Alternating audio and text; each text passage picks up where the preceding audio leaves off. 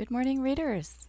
It is September the 18th and time for some new releases. Today is the first day that Web of Nightmares, the next book in the Reg Rawlins Psychic Investigator series, is available for purchase. If you had it on pre-order, then it should be in your inbox or on your device now. And if not, I'll include the link below so that you can go ahead and buy your copy. On my blog post today, then as well as Web of Nightmares, then I've also listed some other new releases that other authors who are friends of mine or who I've looked up have released recently, so you can pick up a bunch of other new books as well. These are available on Kindle and in other ebook stores as well. There may be a couple on the list that are only Kindle, but most of them are widely distributed. And as is usual, on a release day, then I am going to read to you from the first chapter of Web of Nightmares. There was a crash from across the room, and Reg's first thought was that Nico had knocked something over. It only took her a split second to remember that they had left the boisterous little cat back with the dwarfs, who had exalted him as a warrior cat. It was a relief to have Nico out of the house, and no longer knocking things over or attacking her with unexpected vigor, but she couldn't help missing the mischievous catakin a little, and wondering how he was doing in his new home.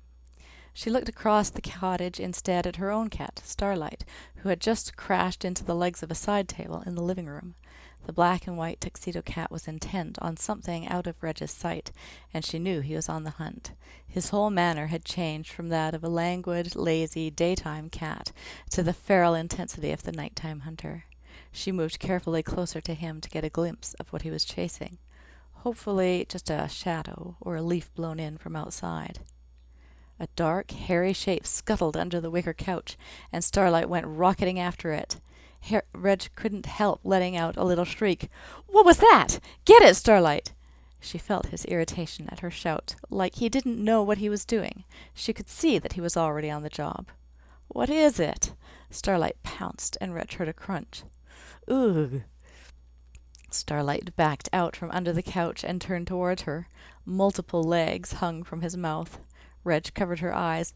"Good kitty! Just don't show it to me. Is it dead?"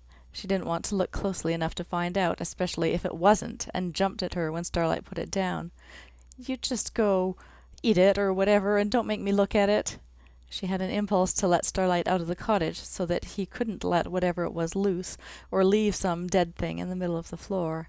But he was an inside cat, and she didn't want to lose him. Anything could happen to him outside. Instead, she retreated. "I'm going to have a bath. Let me know when you're finished with it." In the bathtub, Reg soaked in steaming hot water and thick bubbles, another indulgence that she never would have considered before. She closed her eyes and thought about what else she could do with her newfound wealth. She could afford to move somewhere else and get her own house if she didn't want to live in the little cottage under Sarah's dominion any longer. But it was a comfortable situation, at least most of the time, so she wasn't really tempted to do that. She could travel. Not a road trip like usual, sitting in a cramped car for hours, but an actual cruise or an airplane to Europe or even Australia. She could go places she'd never even dreamed of. She could visit Erin, her former foster sister in Tennessee, and show Erin that she'd actually made good. She'd made more than either of them could ever have expected with her skills.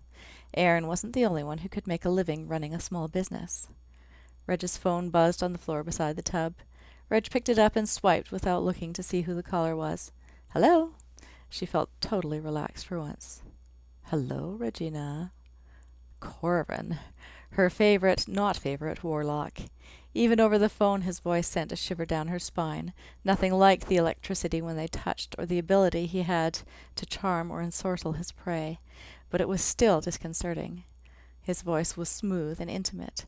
The way that he said her name, correctly pronouncing it Regina, not Regina, made her wish just for an instant that he was there with her. "Corvin, what'd you want? Is that any way to greet the warlock who helped you to heal Calliopia?" You didn't heal her. Without me giving you strength when you needed it, and taking it when you were ready to blow up the forge, would she have survived? Would you have? He had a point there. Reg might have done most of the work, but he had been there when she'd called on him and had stepped in at critical moments to save the day. Fine. Did I tell you thank you? She said it sarcastically, then realized with a pang of guilt that she probably hadn't. She'd been focused on her losses and healing Calliopia. She hadn't expressed much appreciation to anyone in her company, least of all Corvin. He'd been only too happy to feed off of her powers, and he had taken more from her than she had intended.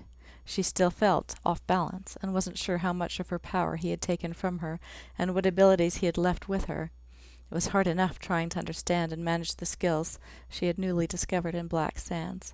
Having them taken away or altered was like taking a blow to the face. She was stunned, hurt, and didn't know how much damage had actually been done. It would be nice to hear a thank you, Corvin agreed. Even better to hear that you remember what you promised me back in the beginning. Reg frowned and ran her fingers through the bubbles. What do you mean, what I promised? You mean back when you stole my gifts? I didn't steal them. I contracted for them. And no, I didn't mean that beginning. I meant when you first got the foolish notion to help Calliopia. It wasn't foolish. It worked, didn't it? That doesn't make it less foolish. Just a better-than-expected outcome. So what are you talking about? When you asked for strength so that you could go back and help her. I didn't... Reg trailed off, remembering he was right. She had made a deal. She had agreed to go out on a date with him. Again. Because all of the others hadn't ended disastrously enough. Oh. Yes, Corvin agreed. So, do you want to pick the restaurant this time, or shall I?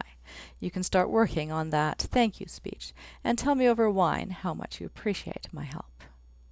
I do appreciate what you did, but I don't think I'm up for a date right now. Why not? It would seem to me to be the best time. You don't have any big jobs to do right now. You don't have a dying cat or fairy on your hands. No supernatural parents coming out of the woodwork, so why not? She didn't want to tell him that she wasn't strong enough to withstand him anymore. Maybe she was. She hadn't tested herself to find out. If Corvin still wanted to see her, then he still wanted to take more of her powers, and she didn't even know what she had left. It's just not a good time. Then when would be? We can set a time now. At least put a pin in the date. No, I might be going on a trip. I'm not sure when I'll be here. You're going on a trip? You just got back from your quest to the Blue Ridge Mountains. I would think you would want to relax at home for a while. I haven't decided yet. Arrangements are up in the air, so we'll have to see. I have a sneaking suspicion you're just trying to put me off. Now you're the psychic? I wouldn't put out your shingle quite yet. I think there are enough psychics in this town to go around. Corvin's voice held a bite that Reg didn't normally hear from him, and it stung a little. There was no reason she should be offended that he thought there were enough psychics around.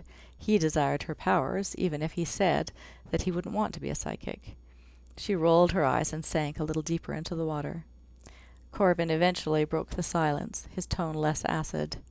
Well, Regina, even if it is just for a cup of coffee, I look forward to seeing you again. Don't be a stranger. Okay, I am going to stop there. Hopefully just enough intrigue to get you interested in the book. You can take a look at it on my website. There's a longer excerpt there that you can read, or you can head over to one of the stores and pick it up. I will talk to you again next week.